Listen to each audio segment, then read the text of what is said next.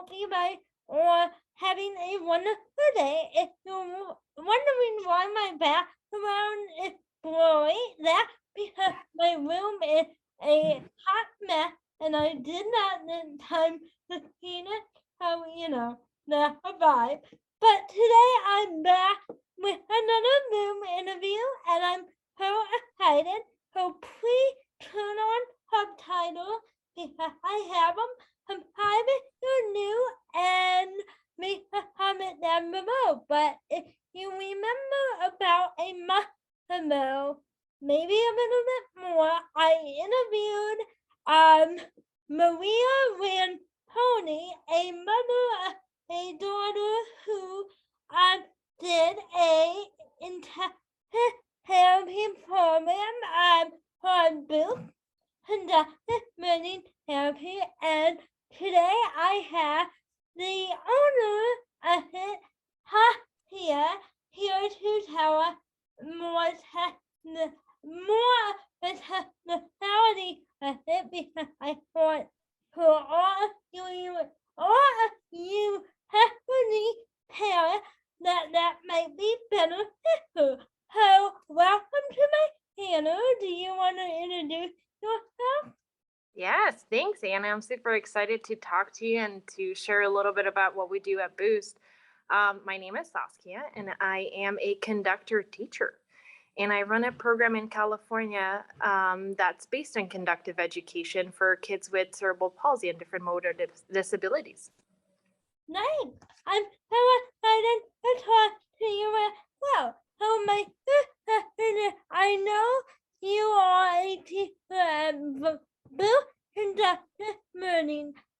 How do you explain conductive learning, and can you tell us how you think it is fundamentally different from other types of traditional therapy? Yeah, absolutely. So, conductive education is an educational based approach. That means that it's not a therapy, it's not something that happens within 60 minutes. It's more like a lifestyle, and it combines medical knowledge with education. So I am in the United States, at least. I am a special education teacher who's specialized to work with kids who have mobility needs. I have some training in physical therapy, occupational therapy, communication. It's a very complex training. You can study it many places in the whole world. Actually, not so many, I guess, compared to other things. It's not that many, but thank goodness we have some really good opportunities here in the United States too.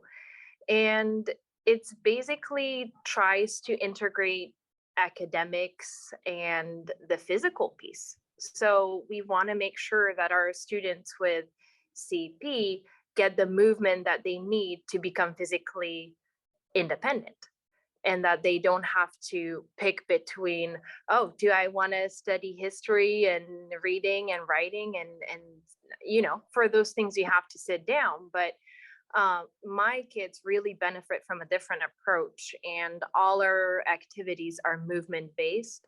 There is a mobility program that comes with conductive education. But again, really, as a conductor, my goal is to teach my children, to teach the parents that I'm working with, and anyone that's surrounded or is around my students, how to help them and to be physically independent, to know that they actually can do so many things. We just have to think a little bit outside of the box.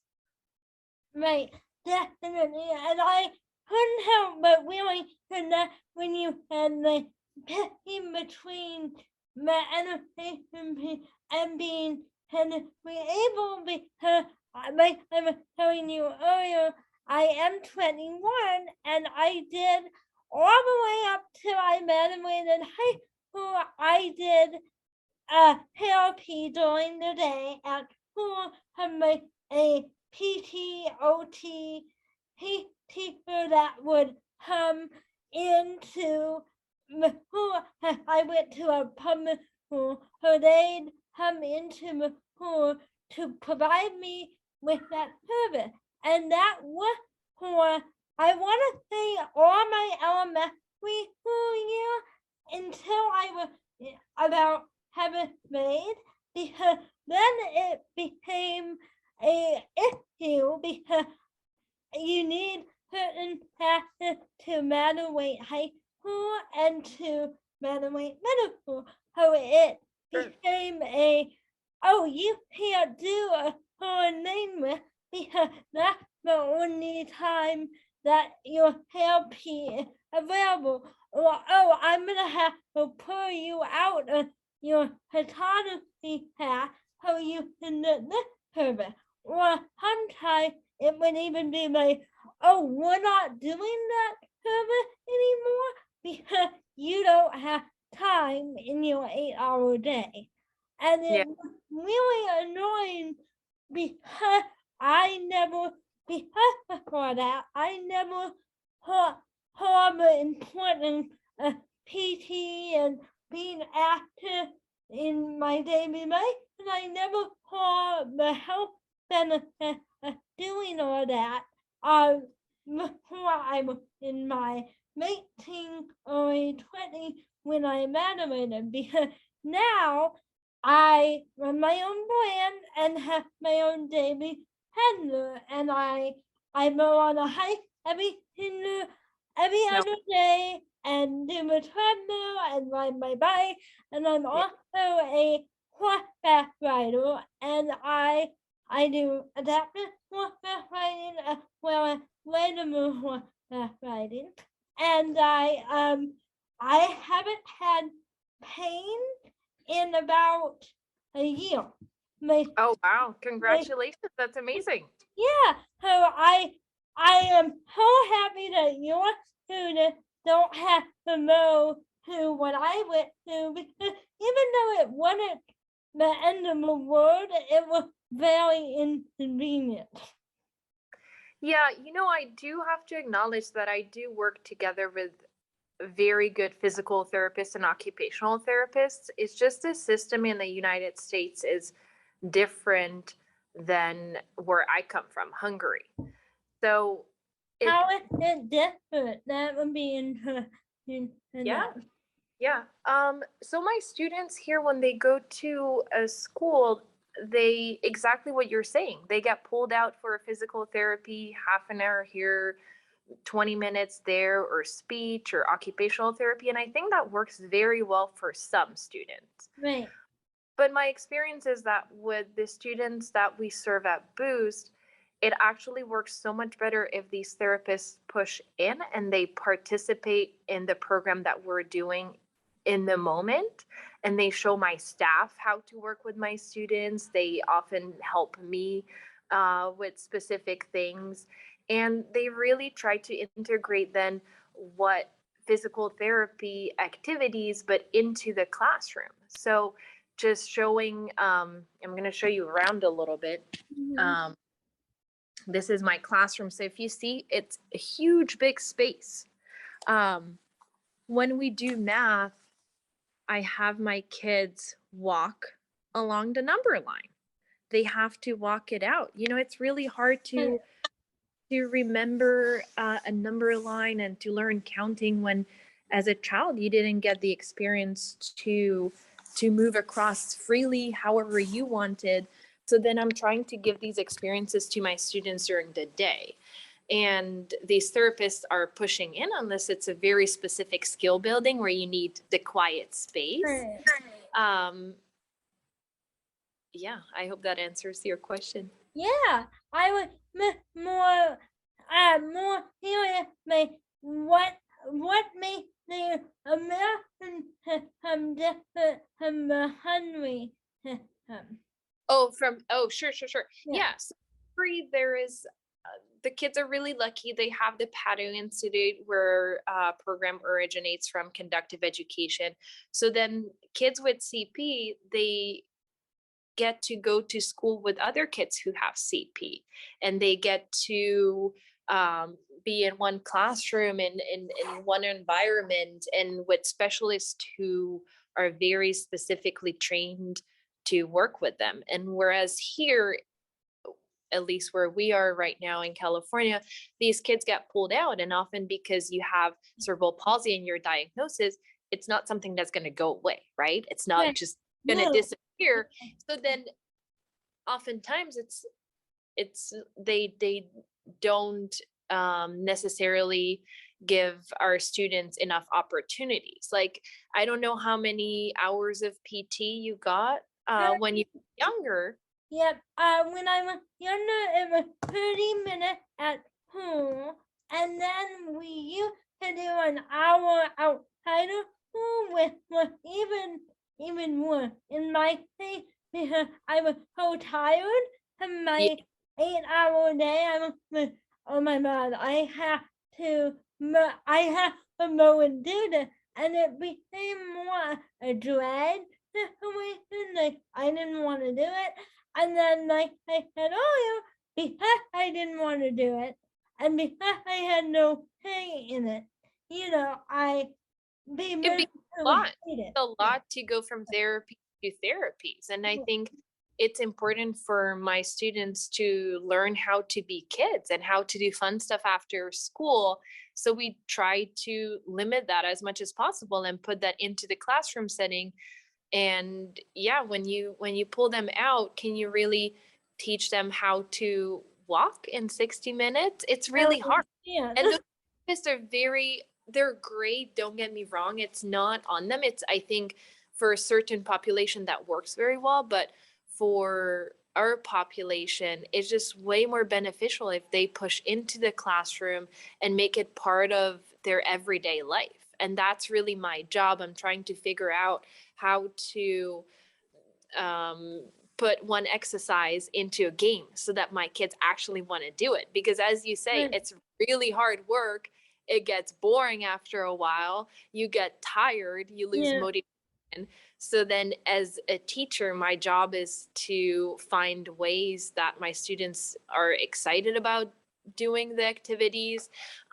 It's very motivating to have other peers that struggle with the same. And you just feel like, oh, I'm not alone in this. This is CP. This is just, we joke about it in a classroom. Oh, CP. Oh, when my students startle because they hear a loud sound, it's automatic, or when they don't necessarily feel what's going on in their body, we just say, oh, CP. It is what it is. It's nice to have friends and people that understand. And I think that's true for everything, right?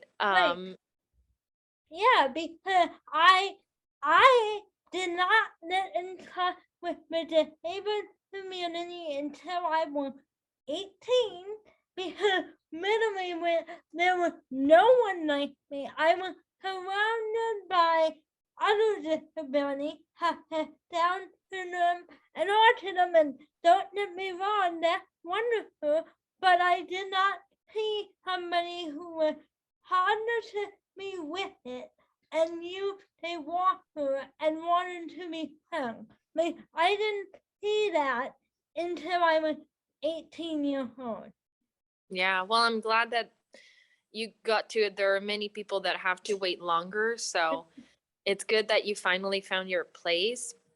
But it is important, and not just for my students with CP, but also for their families, for their parents, because maybe they go to a typical to school with their typical peers, which is great for so many reasons.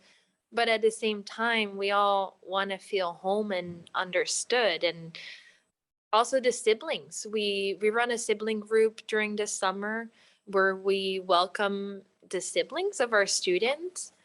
And that's another piece that it's really important to include the whole family, because unless the activities that we do and the strategies and skills, unless everything becomes a lifestyle, it's really hard to make progress. Right. My next question is for parents who might be convinced by research, are there any conductive studies that confirm studies for honey, how that conductive learning framework? Yeah, I'm very glad you asked this question because I think as conductors, we get it a lot of times. Why isn't there more research done? And does it actually work? And I guess now that I'm running a program here, I have realized in the last couple of years that it is really important, especially in the United States, to show the studies that will show that your method is actually working. So there aren't as many studies as we would want there to be, but thank goodness Governor State University has done several with Center of Independence. They have been really proactive about coming up with new topics and trying to do research. This is definitely an area that I think as a conductive education community, we need to improve upon. There are other studies that are related to what we do. For example, there are studies that suggest that intensive gait training with rhythmic auditory stimulation improves balance and gait performance. So there are things that are proven and we use that. For example, with gait training and rhythmic intention, what I'm talking about is when my students learn how to walk, often in conductive education, you will hear the teachers, the conductors sing, count, chant in a very specific rhythm to help the brain understand when to do a specific movement. So there are studies that support this or support all these little pieces. Or another one in psychology. I mean, research really shows that working together as a team in a group is way more motivating. And that's what we see with our students too. When I have, let's say 4 little 5-year-olds, they're way more motivated to take huge steps and get into their walkers when they're together than if they were by themselves. Right. There are many pieces to conductive education that have been proven outside of conductive ed, but going forward, again, this is something that we as a community need to work on. Yeah. If someone wants to read through all the research, Center for Independence on their website, there are some listed, or the North American Conductive Association has some research listed too. So I would definitely check those out. Yeah, I'll write them down here. I'll make them in my box for anyone looking for that. Are there any downside to conductive learning that you're aware of? That was a good question too. Obviously I'm biased. I'm like, no, there are no downsides.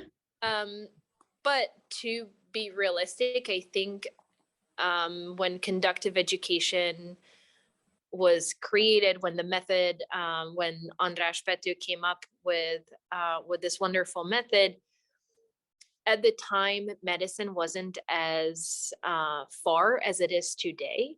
So I think right now we have way more diagnoses mixed. So originally, conductive education worked specifically solely with children who have CP. Or obviously there are some other Parkinson's, sclerosis multiplex, spina bifida, but there were very specific diagnoses that we worked with. And now what we see is that medicine is so far, they have all the technology to save premature babies, right? And they don't develop properly, so they need they have multiple diagnoses, they have many mixed things going on. And as a conductor, it is really important, obviously in other professions too, but continuing our education. And just, we have conductors that ended up going through occupational therapy school or going into some related profession to add on to conductive education. I myself have a teaching credential, so I do a lot of the teaching side of academics. I would say, I guess if I had to pick a downside, then it's that we need to, the method needs to evolve as well. Definitely, I agree, because I know all the methods were developed a while ago, most of them, and then when they don't evolve with society, I feel like people doing it or going through it can really not benefit from it, because like, there could be more benefit now if you evolve with it. You know what I'm Yeah. saying? Yeah. And that's true for other professions too, right? Like Right. physical therapists are in physical therapy. There are constant studies coming out that we learn from, and we adjust as we go. So, yeah. Yeah. And my last question is, what advice would you